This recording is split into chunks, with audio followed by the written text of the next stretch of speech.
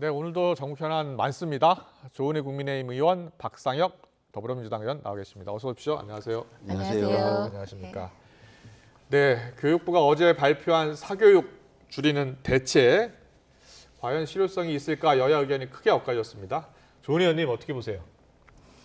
첫 방아쇠를 네. 정확하게 핵심을 겨냥했다 이렇게 핵심을 말씀드리겠습니다. 겨냥했다고 보시군요. 네, 예. 왜냐하면 사교육 문제를 해결하지 않고서는 교육 계획을 이룰 수 없다는 문제 의식이 있습니다. 네.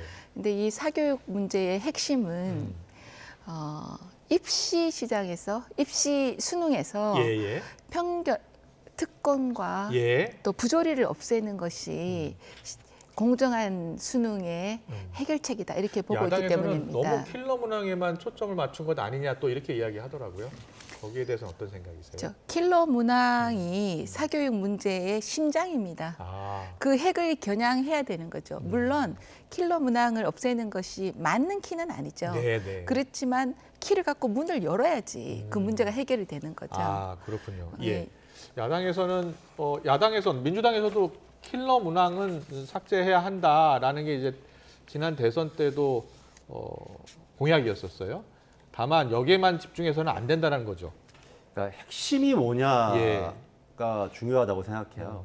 그러니까 킬러 문항 문제가 있고 근본적으로 사교육 문제가 많습니다. 그럼 사교육이 최근에만 벌어진 겁니까? 1960년대에도 있었습니다. 예. 과외 선생님이 있었고요. 예. 킬러 문항이 없을 때도 사교육은 있었습니다. 근본적으로 사교육이 생겨나는 배경이 뭔가요? 네. 우리나라의 대표적인 학벌 사회.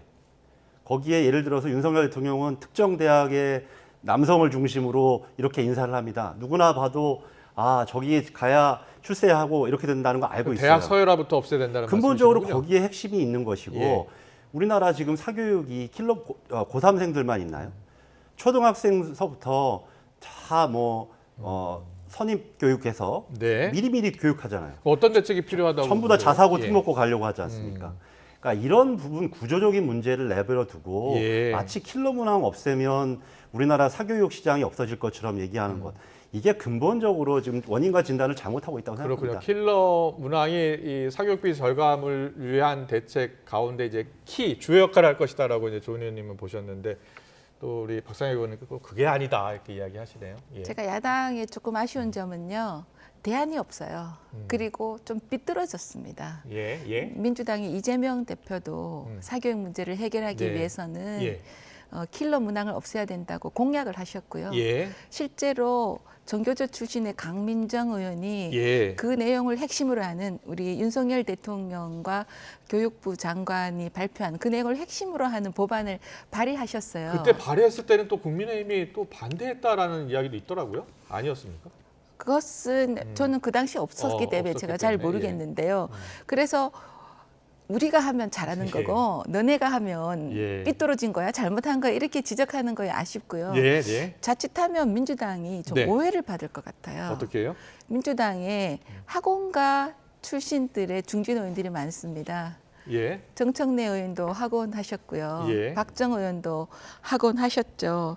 정봉주 의원도 학원을 하셨거든요. 국민의힘에는 학원 하신 분이 없으십니까? 제가 생각이 안 납니다. 예. 그래서 자칫 학원가와 이제 교육 출제위원 출신들의 카르텔을 자르겠다고 하는 이번 정부의 방침에 반대를 위한 반대를 하면 네. 그 카르텔에 알겠습니다. 영향을 받지 않는가 이런 예. 오해를 받기도 쉽지 않을까 조은희 생각합니다. 의원의 주장은 왜 대안을 내놓지 않고 비판만 하느냐라는 취지인 것 같아요. 제가 말씀드렸던 것처럼 사교육을 없애는 방법이 예전부터 시험 입시제도 몇 번 바꾼다고 해서 우리나라 입시제도 바꾼 게 예. 한두 번이지 아니지 않습니까?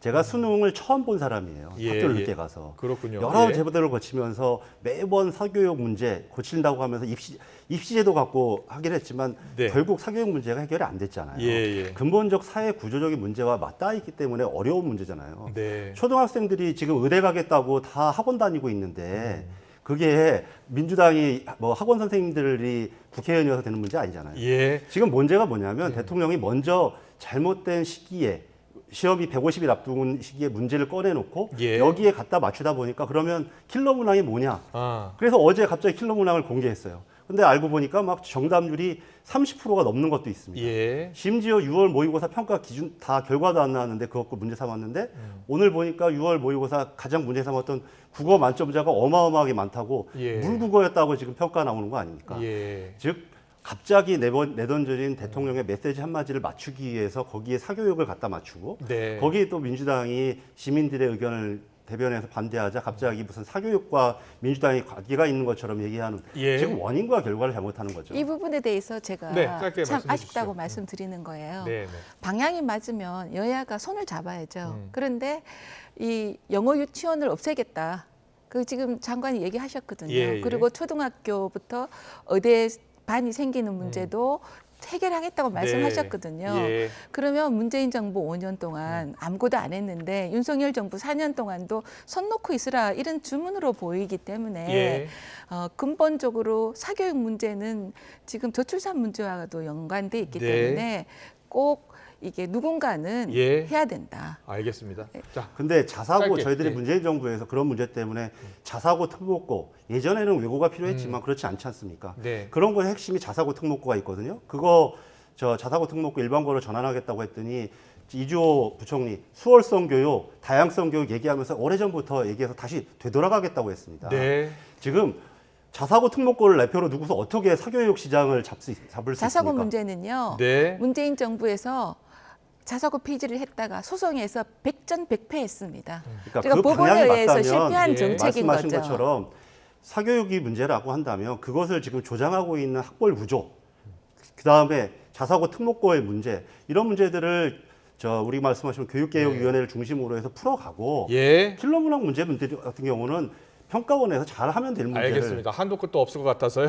네, 잘 들었습니다. 여야 입장은 충분히 들은 것 같고요. 후쿠시마 오염수 방류 문제 계속해서 여야 공방 이어지고 있기 때문에 또 여쭤보겠습니다. 오늘 박광훈 원내대표가 여러 가지 이제 제안을 했습니다. 그러니까는 방류를 최소 6개월 정도 좀 미루자, 보류하자라는 안과 처리 비용 좀 일부 지원하는 방안 등 한 7가지 안을 제시했거든요. 그 안에 대해서 국민의힘은 어떤 생각이세요?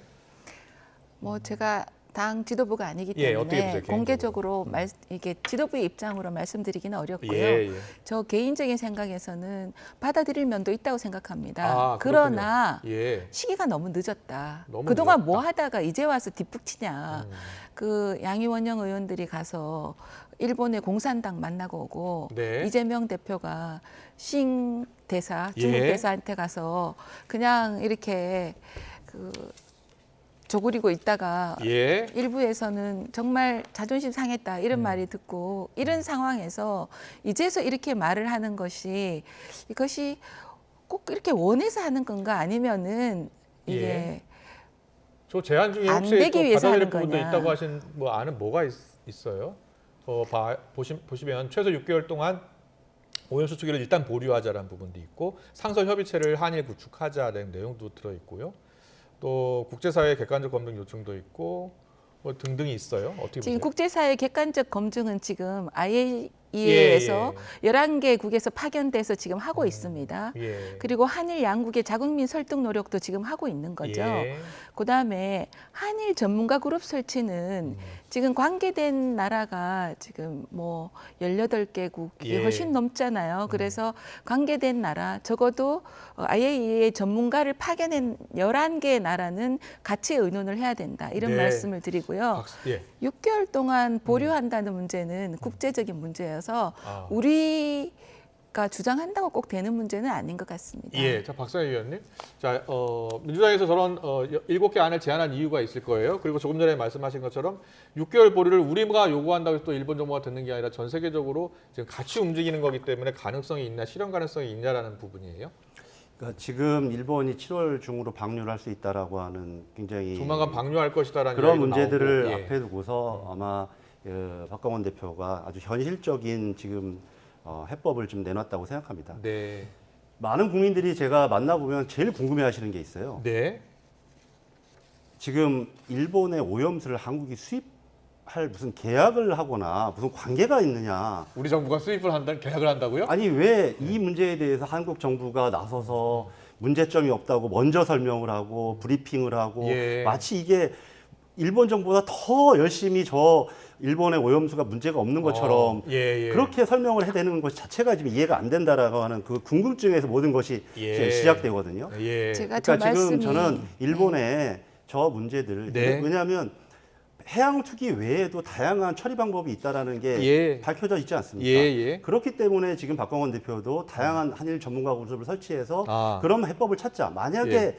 거기에 비용의 문제라면 국제적으로 함께 돈을 모아서라도 해결하자. 이런 현실적인 얘기를 하는 겁니다. 알겠습니다. 그러니까 일부에서는 국민의힘이 더 적극적으로 나서서 뭐 방어해 주는 것 아니냐라는 시각도 있다라는 그 이야기. 말씀이 정치권의 불신을 가져오는 말씀이라고 생각하고요. 대한민국 정부가 오염 처리수에 대한 입장은 네. 똑같습니다. 윤석열 정부나 문재인 정부나 예. 그리고 윤석열 대통령은 국민의 안전과 먹거리 문제에 대해서는 제1 과제이기 때문에 누구보다도 네. 오염 처리수에 대해서 한 번도 방류를 찬성한 적이 없습니다. 예. 안전하게 예. 과학적으로 검증돼야 된다는 주장을 계속 하신 거고요. 네. 그리고 수산물은 전혀 수입하지 않겠다는 말씀을 하셨는데 예. 오히려 민주당에서 정말 안타깝게도 오염 처리수를 예. 핵폐기수라 그러고 요즘에는 우물에다가 독극물을 넣는 거랑 마찬가지로 이렇게 하니 예. 우리가 사드 괴담 때 6개월 만에 6년 만에 아무 무해하다는 예, 것이 예. 낫지 않습니까? 이 문제도 조금 있으면 무해한 것을 예. 이렇게 국민들에게 공포감을 조성하고 사회적 경제적 비용을 많이 들게 한다. 네. 이런 지적을 드리고 싶습니다. 알겠습니다. 박상현 의원님, 그 국민의힘에서는 요새 사드 괴담 이야기를 많이 하잖아요. 그리고 국민의힘에서 주장하는 내용 중에 하나가 문재인 정부와 윤석열 정부가 이 오염수 관련돼서 다른 부분이 없다라고 이야기를 하고 있어요. 이 두 가지에 대해서는 어떤 생각이세요? 사드 괴담을 뭐 민주당이 얘기하거나 한 적이 없습니다. 예. 그 당시에 사드의 문제의 핵심은 그 사드를 설치함으로 인해서 중국과의 지정학적인 문제, 네. 군사적인 문제에 대한 그런 문제였고 그리고 그다음 그 이전에도 사드를 설치하지 않겠다라고 하는 입장을 돌변했기 때문에 예. 나왔던 저 중국과의 대안보의 문제를 핵심적으로 지적했던 거고요. 뭐 예. 일부 어떤 사람들이 그것이 굉장히 뭐 유의하다라고 주장했던 사람들이 민간에 있었거나 하지만 근본적으로 민주당이 그것에 어떤 사드가 인체 영향을 미친다. 그 뭐 전자파 같은 것이 예. 그것이 핵심적인 본질은 아니죠. 사드 문제의 본질. 예. 그리고 환경 영향 평가가 좀 너무 늦어졌다라고 또 국민의힘 계속 주장하고 있잖아요. 그러니까 지금 사드 결과 발표가 늦었다는 겁니다. 예. 예, 사드 문제의 핵심은 그럼으로 인해서 일본, 중국과의 여러 가지 저 외교적 문제, 그다음에 예. 경제적 제재가 예. 나타났고, 그래서 이걸 해결하기 위해서 어마어마한 시간이 걸리지 않았습니까? 예. 그래서 지금이라도 그것을 지금 뭐 마치 우리 민주당이 괴담을 유포하고 있는 것처럼 예. 얘기하거나 뭐 광우병 또 얘기하세요. 예. 근데 2011년 촛불 문제 핵심은 뭐였냐면 갑자기 소고기를 수입하면서 예. 일방적인 정책을 핀 것에 대한 그 국민들의 저항이었죠. 예. 그리고요. 그리고 오염수 처리 문제에 문재인 정부와 윤석열 정부가 다르지 않다라는 주장에 대해서는요. 지금 왜 다르지 않습니까? 같지 않아요. 당에 다르죠. 그 당시에도 뭐 문재인 정부는 아직 시기가 굉장히 이른 단계였지만 굉장히 과학적이 검증된 문제였다. 그런데 그런 부분에 대해서 전혀 해소가 되어 있지 않다고 생각해요. 예를 들어서 지금 그 시찰단 2박 3일 갔다 온 걸로 그 문제가 해결되나요? 그리고 IAEA 계속 얘기하시는데 거기에 계신 분들은 그 지난번 국회에서도 나타났지만 보안각서를 쓰기 때문에 우리 정부에 그것을 내놓을 수가 없는 상태입니다. 알겠습니다. 자, 오염수 문제까지 들어봤습니다. 다음 이슈 넘어가겠습니다. 이낙연 전 민주당 대표 귀국으로 지금 민주당이 조금 시끌시끌합니다. 한동안 잠잠하던 비명계도 좀 목소리를 더 내기 시작했고요. 당원 게시판도 다시 열기가 뜨거워졌다고 합니다. 이낙연 전 대표 행보에 대한 엇갈림 평가 듣고 오겠습니다. 민주당에서도 지금 이재명이 아니라 이낙연 대표였으면 우리 당이 상당히 힘들었을 거예요. 갈등을 잘 해결하면 시너지가 나죠. 근데 이제 잘 해결 못할 것 같다. 이제 당내에서 그런 인식이 있는 건데. 희망사항이죠? 아니 그건 아니에요. 이제 상당히 우리 당한테 큰 도전이 되는 거죠. 그렇게 보시고. 그러니까 이낙연 같은 중도 합리적 인사가 당을 맡게 되면 우리 총선 170석이 아니라 뭐 130석, 120석도 힘들 거고. 너무 현상 관리에만 치중하면서 늘 여론조사에 전전긍긍하고 너무 신중하고 엄중하고 이 여론조사에 소심해져서 지금 뭡니까 이 검찰국가의 탄생이 그냥 총체적 실패인 거죠. 정치는 결과를 가지고 얘기하는 건데 과정에서 뭐 어떤 좋은 때가 있었다 하는 거지만 그것은 추억인 거죠 이제. 네, 여러 평가가 나오고 있는데 이낙연 전 대표 귀국 이후 게시판이 좀 시끄럽다고 하는데 어떤 이야기들이 오가는 거예요? 게시판에서? 뭐 제가 게시판을 다 예. 보지는 않았습니다만 저는 이재명 대표하고 통화를 하시면서 예. 이재명 대표가 백지장도 지금 맡을 때다라고 하는 메시지를 낸 것은 굉장히 좋은 메시지였다고 생각합니다. 네, 네. 그리고 가능하면 이건 뭐 제 개인적인 생각이지만 조속한 시일 내에 두 분이 좀 만나실 필요들이 있다고 생각을 해요. 하태경 의원의 평가와 추미애 전 장관의 평가는 어떻게 보세요? 뭐 다른 저희 뭐 지금 추미애 대표는 뭐 당내 인사이긴 하지만 예. 다른 당 외에 저 국민의힘 의원의 평가를 들을 건 아니고요. 네. 저희들이 생각하기에는 지금 이낙연 대표의 귀국으로 제 개인적인 생각입니다만 네. 이 압구정 정부, 압수수색, 뭐 구속수사, 네. 정치보복의 이 윤석열 정부에 대해서 같이 공동으로 어떻게 싸울 것인가 이런 부분의 지혜를 좀 모아주실 때라고 생각합니다. 네, 조은 의원 평가 듣고 싶은데요. 하태경 의원은 이낙연 전 대표가 총선 지휘한다면 압승할 수 있을 것이다라고 이렇게 내다봤어요. 그렇게 국민의힘에서 보고 있나요? 하태경 의원의 개인적인 생각이다. 분석인 것 같고요. 이낙연 대표의 출연은 지금 더불어민주당이 이재명 대표 체제가 되면서 뭐 돈봉투 또 예, 사법 리스크 예. 코인 전국 이렇게 있으면서 경색되고 다양성이 부족하고 그런 만큼 또 본인 민주당 정권 때도 하지 않았던 입법을 밀어붙이고 이러면서 국민들에게 좀 피해를 주고 계시잖아요. 이런 상황에서 이낙연 전 대표의 등장은 민주당의 자성과 개혁의 계기가 될지 안 될지 네. 국민의힘에서 지켜보고 있다. 이런 말씀을 드리고요. 예. 개인적으로 저는 이낙연 전 대표의 입장을 생각해 보면 미국에서 굉장히 억울하셨을 것 같아요. 네. 보면 돈봉투로 아주 이 홍영표 의원과 네. 송영길 의원이 두 분의 대리전이었는데 돈봉투 때문에 이재명 대표가 밀든 송영길 대표가 대표가 되고 그리고 대통령 후보 경선에서 송영길 당시 대표가 이재명 후보한테 유리한 룰을 만들므로써 결국 이낙연 대표가 졌다. 예. 이렇게 생각하면서 이낙연 전 대표가 상당히 억울했을 것이다. 미국에 계실 네. 때. 그래서 공항에서 내 책임이 크다 하는 말은 네, 네.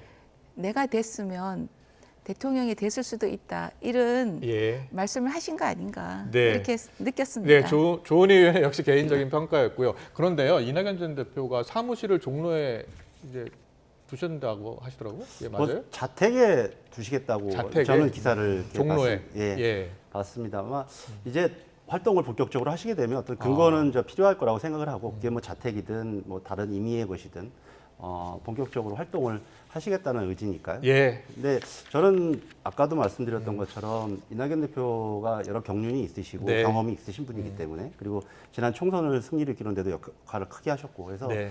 지금의 상황 이런 부분에 있어서는 함께 힘을 합치는 데 있어서 큰 역할을 해주실 거로 네, 기대합니다. 알겠습니다. 이낙연 전 대표가 지금 뭐 귀국 장면인데 지지자들 앞에서 곁을 떠나지 않겠다라는 이야기를 해서 과연 어떤 행보를 보일지가 주목이 되고 있습니다.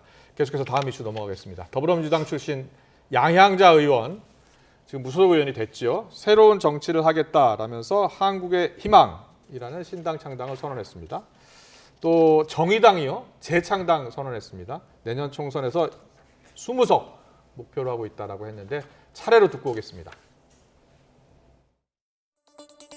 권력을 독점한 대통령이 입법부를 내리찍고 입법부 안에서는 거대 의석을 가진 야당이 전혀 행정부를 견제하지 못하고 있는 이 상황, 정확하게 자기 목소리를 낼 수 있는 캐스팅 보트 역할을 할 수 있는 의석까지는 우리가 확보해야 된다. 이 목표를 갖고 있습니다. 그러면 한 20석, 최소한 20석. 네, 그 정도는 기대를 최소한 하고 20석은 저는 과학 정치로 이 정부 예산 불합리, 비효율, 저생산적인 것들을 다 걷어내겠다. 24년도 총선에서 50석을 확보해보자. 이 목표로 해서 2450당을 했고 근데 지금도 그 목표는 변함이 없습니다.